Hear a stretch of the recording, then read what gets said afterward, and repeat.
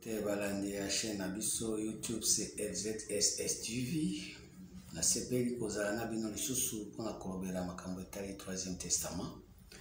Na olobela moke na tina etali makambo ya bilobela ya bato o balobaka Jésus revient bientôt. Na kotala lolenge Bible ezolobela ngai na mokanda ya Matthieu 24 verset 35 elobi boye. Matthieu 24 verset 35. Les cieux et la terre passeront, mais mes paroles ne passeront point. Les cieux et la terre passeront, mais mes paroles ne passeront point. Tant nazoka bat bazoloba que Jésus revient bientôt. Nazomona siko nzambe alobi ciel na terre ekoleka, mais liloba na ye ekoleka te. Sikoyo tango Jésus bazoloba te akozonga akoya, c'est-à-dire moto ya koya azalaki te. Moto ya azalaki te nde okozela aya. Siko soki moto azali, eske akoki koya lisusu moto azali sur le champ, moto azali présent. Na mokanda ya Hébreu 13 verset 8 elobi boye. Jésus-Christ est le même hier, aujourd'hui, éternellement. Il est le même hier, aujourd'hui, éternellement. Moto aza ndenge moko hier, aujourd'hui, éternellement. Azaka ndenge moko achangeaka te. So moto aza ndenge moko, aza ndenge moko. Siko bava et vient ya nini? Libela na libela, éternellement.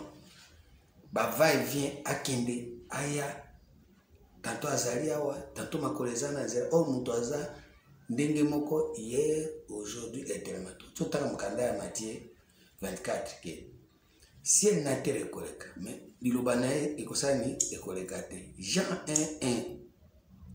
Nayebi te soki bilobela oyo elobamaka na kati ya minoko ya bato bayebaka nano ke makambo bazoloba ezouta soki na mopepe, soki ezouta na motema, to eza makambo ya Bible. Na mokanda ya Jean 1 elobi boye. Au commencement était la parole, et la parole était avec Dieu, et la parole était Dieu. Soki Jésus-Christ nde Nzambe, babi ebandeli ezalaki nde iloba ezalaki na Nzambe, iloba nde ezalaki Nzambe. Nzambe moko alobi liloba na ye ekoleka te. Liloba na ye eza ndenge moko libela na libela, mais ciel na terre nde ekoleka. Bandeko baningani kati na nkolo. Siko na minute oyo ntango tozobaka Jésus akoya, Jésus nini po Jésus nde liloba. Soki di so moto azozelaka Jésus akoya, ça veut dire atikala na ye koyoka liloba te, atikala na ye komona liloba te, atikala na ye kosimba liloba te, atikala na ye kovivre liloba te, atikala na ye mpe komona liloba eloko liloba ezosala. Pour présence ya Jésus, sa présence ya liloba. Bible elobi na mokanda ya Psaume 107 verset 19 elobi boye. Psaume 107 verset 19. Yo pe tangaka Bible na yo tango tozotanga makomi elobi boye. Dans leur détresse, il cria à l'Éternel et il les délivra de leur angoisse. Il envoya sa parole et les guérit et il les fit échapper de la fossée. Dans leur détresse, na pasi na bango na mikakatana na bango, babeleli Nzambe, Nzambe atindeli bango liloba, atindeli bango Jésus. Jésus wana siko asali abikisi bango. Siko liloba oyo Nzambe azotinda wana ezoya te. Tango ye wana eza Jésus te. Siko tango obiki ire azu akoya lisusu. C'est-à-dire eza na bato ebele baza na kati ya lingomba, baza na kati ya masanga, baza na kati ya loyenge. Baza na parole, bazoko akoyeba te ko identifier que parole de Jésus. C'est pour cela bazozela Jésus mususu, parole mususu ya. Or Jésus moko nde liloba. Siko mabe ezani par rapport na Jésus o bazozela akoya pona bato oyo Nzambe azotinda liloba, liloba na eza molili. Pour soko Nzambe atindi liloba na liloba na eza clair. Yo comprendre déjà eloko nyonso clair, liloba na eza clair, ezo éclairer bomo na yo. Bon. Yo osozwi lumière. Siko bon, neti nazana lumière boye, na ose soso lumière mususu ekoya. Ça veut dire yo makambo nyonso ozosala, makambo nyonso ozoloba, makambo nyonso ozana molende nango eza makambo eza na molili ozo comprendre te yango moni lelo ba faux chrétien bazo ba que Jésus akoya or Jésus nde liloba mais liloba wana esengeli ezala clair mais tant que eza na ombre tant que eza ba image tant que eza ba idole ba bikeko yango moni lelo bato bazo sambela baozela mosusu Jésus mosusu aya Jésus wana mosusu akoya eza lumière mosusu ya pour éclaircir oyo eza liboso parce que oyo liboso eza molili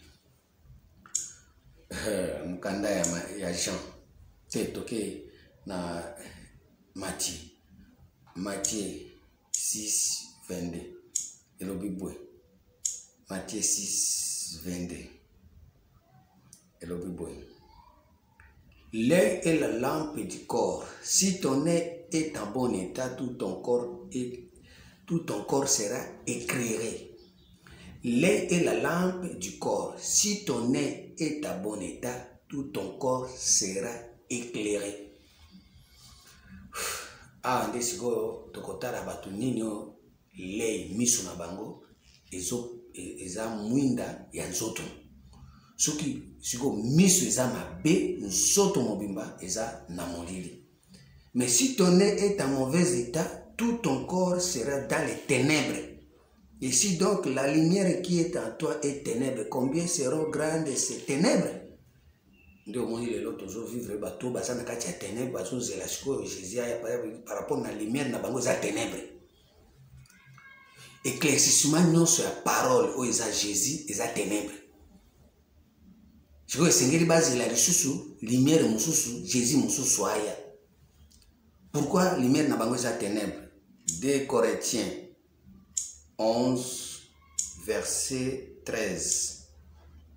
2 Corinthiens 11 13. Ces hommes-là sont des faux apôtres, des ouvriers trompeurs, déguisés en apôtres de Christ. Et cela n'est pas étonnant puisque Satan lui-même se déguise en ange de lumière. C'est-à-dire, bato bazana kati ya lumière oyo Satan a sili ko se déguiser. Bangonde bazana possibilité, bazana capacité, bazana temps ya kozela Jésus akoya. Parce que bango bazana Satan oyo se déguiser en ange de lumière. Yango esengeli susu Jésus aya esu na lumière mosusu nde bazozela ye aya esu ko éclairer parce que Satan moto azo gérer nano mokili, Satan moto azo gérer parole, Satan moto azo gérer vie ya bato par rapport à se déguiser en ange de lumière. Il n'est donc pas étrange que ces ministres aussi se déguisent en ministres de justice. Leur fin sera selon leur œuvre. Leur fin sera selon leur œuvre. Ça veut dire bah œuvre bazo sala na lumière o ya Satan o ya zo se déguiser ba œuvre wana des hommes na solo que il faut baser la Jésus mususu azoya parce que Jésus wana akoya na œuvre mususu par rapport na œuvre ya Satan par rapport na œuvre ya ba ange de lumière ba apôtre de ténèbres ba bazo se déguiser en ange de lumière bazo manifester présence ya lumière mais côté la lumière wana eza ténèbres parce que misu des lampe ya corps tellement misu eza mabe bazo mona c'est le Satan. Or Satan, Jésus a sur sa pierre arrière à moi Satan parce que tes pensées ne sont pas les pensées de Dieu, ce sont des pensées des hommes. C'est-à-dire bazo ça la bonzambe ba aussi ma Bible par rapport à la pensée humaine, pensée des hommes. À ce moment-là quand bazo si ma Bible bazo pratiquer ba œuvre et à pensée humaine, ba œuvre nyonso ya pensée humaine, ils ont condamné qu'il faut Jésus nous soit là.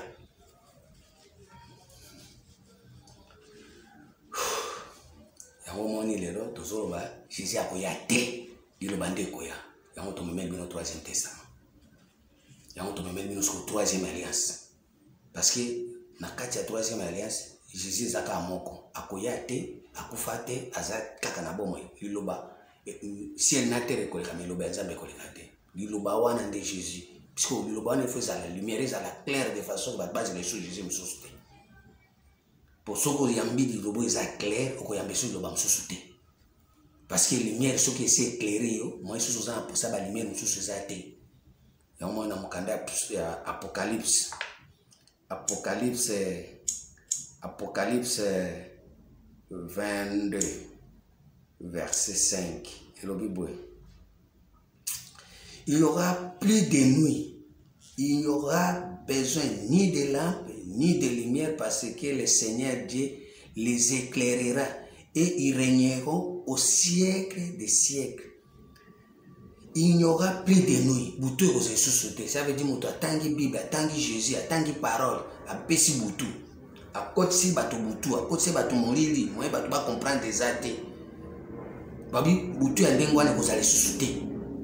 Parce que au tangi Bible, ils ont Jésus. Au lieu d'éclaircir de façon que Jésus a les mêmes hier, aujourd'hui, éternellement, non, yo Bibi Makambo, Jésus a comme passager, a comme Jésus hier.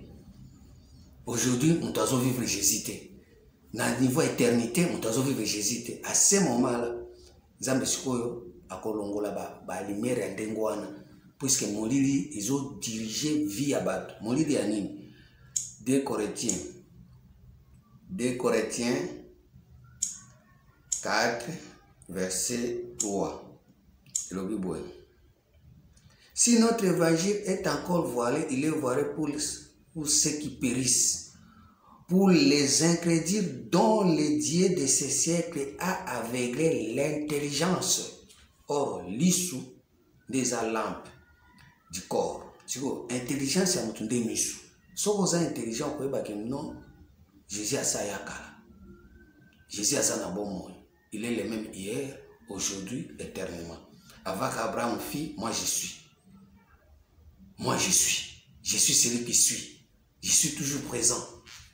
À ce moment-là, tant que vous comprenez le Ndengwana, vous la incrédulité, il y a autant de Bible, au sosoli, et puis au tikal kozelaka Jésus. Pour les incrédules dont le Dieu de ce siècle a aveuglé l'intelligence afin qu'ils ne fissent pas briller la splendeur de l'évangile de la gloire de Christ, qui est l'image de Dieu. Batouba briller, batouba briller. Puisque dans quatre évangiles, ils ont brillé, Jésus a regardé à Zandé na bon et puisque ils ont l'accès à tout clair. Si on a minute bazolinga Jésus, parole mais bazo vivre ténèbres. Parole les ana ignorance les a voilé pour na bato bako périr. Si notre évangile est encore voilé, il est voilé pour ceux qui périssent. 2 Corinthiens 4, verset 3. Et ça voile pourquoi? Parce que on a psaume 119, verset 16. Et le Bible. Psaume 119, verset 16. Je fais mes délices de tes statuts. Je n'oublie pas ta parole. Fais du bien à ton serviteur pour que je vive et que j'observe ta parole. Ouvre mes yeux pour que je contemple les merveilles de ta loi. Ouvre mes yeux, ouvre mes yeux. Nous avons enseigné premièrement à fungolo miso l'œil et la lampe du corps. Si ton nez est en mauvais état, tout ton corps est dans les ténèbres. Mais ouvre mes yeux pour que je contemple les merveilles de ta parole. Et c'est que nous avons fungolo miso. Pour être que Jésus a un bon mot, Jésus a pu faire parole les un bon mot. Parce que balinga mikati na nkolo. Chiko nzambe sengeli na fungola bato misu. Pour être soka fungoli o misu nini o diable akanga. Le Dieu de ce siècle a aveuglé leur intelligence. Il faut nzamba fungola intelligence pour être soka intelligence fungwami de misu fungwami. Soko zo fungwa intelligence otangi Bible otikali kaka na ndenge ya masese otikali kaka Bible na ndenge ya Bible ozokoka ko vivre réalité à venue à Jésus te mais yo ozokoka kokota kana makambo oyo ezali satanique diabolique pensée humaine à ce moment là miso fungwa minano te miso nini. Ephésiens 1 verset 17 o Bible nde soloba pour bino bolinga Bible te wenga kaka pasteur na biso alobi. Ephésiens 1, verset 17. Afin que le Dieu de notre Seigneur Jésus-Christ, le Père de gloire, vous donne un esprit de sagesse et de révélation dans sa connaissance, qu'il illumine les yeux de votre cœur, Na kati ya motema ezalaka na miso. So, miso eza na kati ya motema eza intelligence. Qu'il illumine l'intelligence. Qu'il illumine les yeux de votre cœur pour que vous sachiez quelle est l'espérance qui s'attache à son appel. Quelle est la richesse de la gloire de son héritage qui réserve aux saints. Et quelle est envers nous qui croyons l'infinie grandeur de sa puissance se manifesta avec efficacité par la vertu de sa force. Il a déployé en Christ en le ressuscitant des morts et en le faisant asseoir à sa droite dans les lieux célestes. Pour bato ebele balingi te que Christ a c'est quoi. Bato ebele balingi kaka Christ azalaka lokola Christ a Pierre. Oh Jésus azobenga arrière à moi Satan. Parce que tes pensées ne sont pas les pensées de Dieu, ce sont des pensées humaines. C'est-à-dire bato baye bakaka conception humaine, bato baye ba science humaine, bato baye ba recherche, ba voyage. Mais qu'on a la ravi en esprit, non, pour être bato bakota na kati intelligence. Wani comme problème. Mukanda Psaume 19 verset 8. Psaume 19 verset 8. Et le Bible. Psaume 19, 8e verset. Les ordonnances de l'Éternel sont droits et les réjouissent le cœur. Les commandements de l'Éternel sont purs. Ils éclairent les yeux. Les commandements de l'Éternel est pire. Il éclaire les yeux. Éclairci saka misu. Éclairci saka intelligence. Ordonnance en Zambé, ils ont droit et réjouit le cœur. Les commandements de l'Éternel sont pires. Ils éclairent les yeux. Mais ce que au bateau, batiki, kokota na kati ya commandement Zambé azala éclairer ba que Jésus a oyate Jésus ndeli loba, aza déjà na bon moyen, aza clair, loba aza clair de façon que balongwa na molili, balongwa na ténèbres, balongwa na prince des ténèbres. Bakota ce qu'on a lumière et ensemble na connaissance exacte et intelligence ensemble.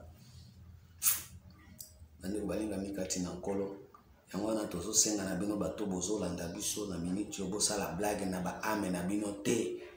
Bosa la blague na ba esprit na bino te. C'est le moment ya kose komi boya. Pour bilingi mingi. La crainte de l'Éternel est pire et les subsiste toujours. Les jugements de l'Éternel sont vrais, ils sont toujours justes.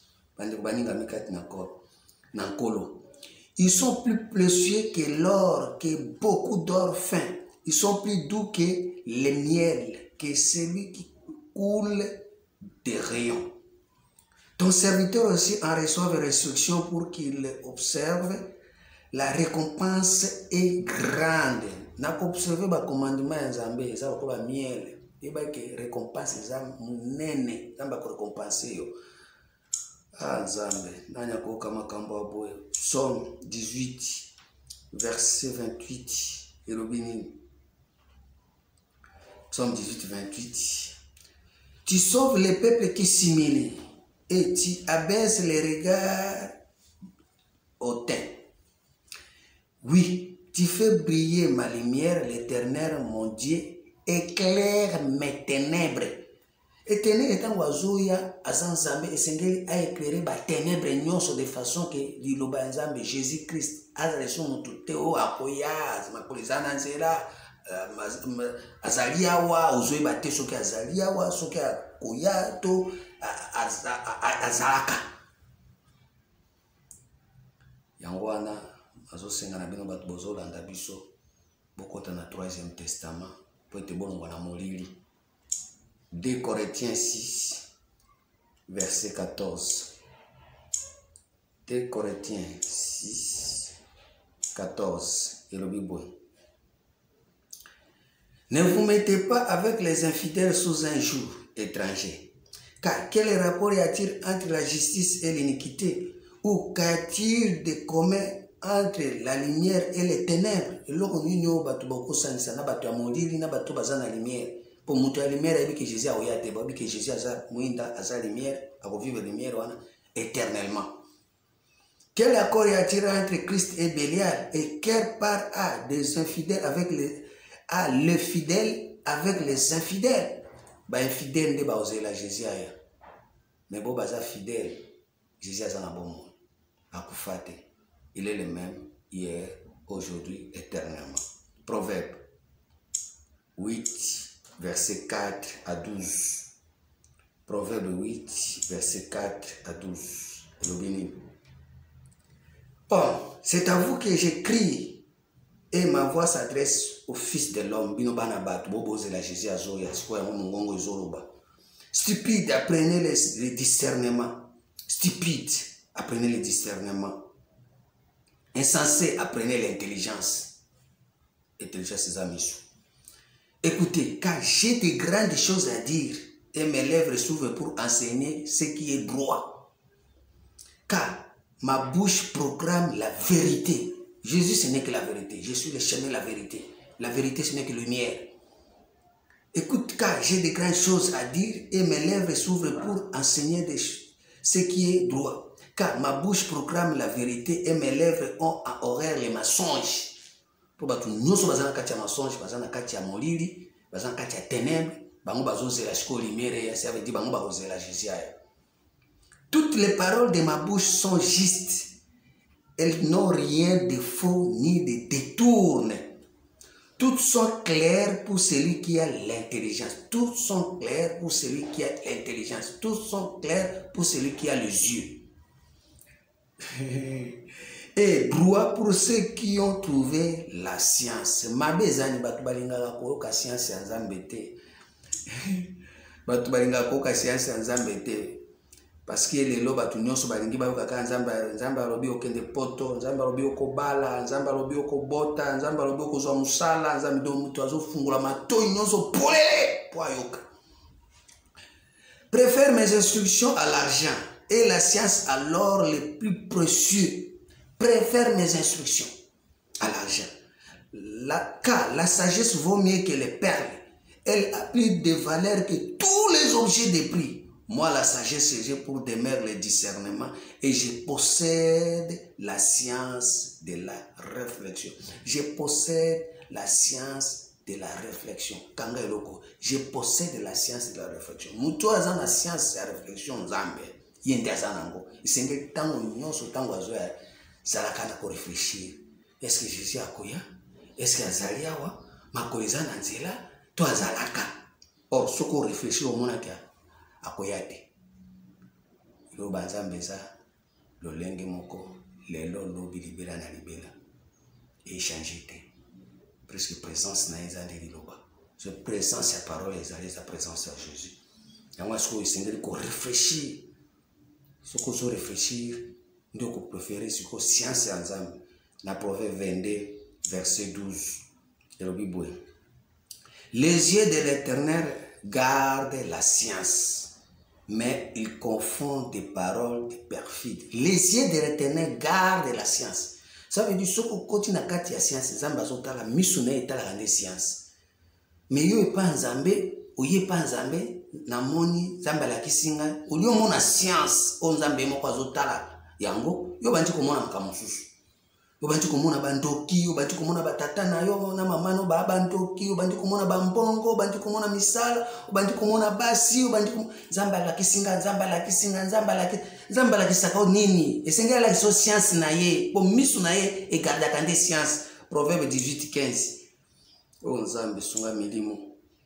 Proverbe 18:15 Erobini. Un cœur intelligent acquiert la science et l'oreille des sages recherche la science. Un cœur intelligent. So Nzamba fungoli yo misu. O ezali intelligence oko acquérir science. Oko yamba science. Oko mipesa na science.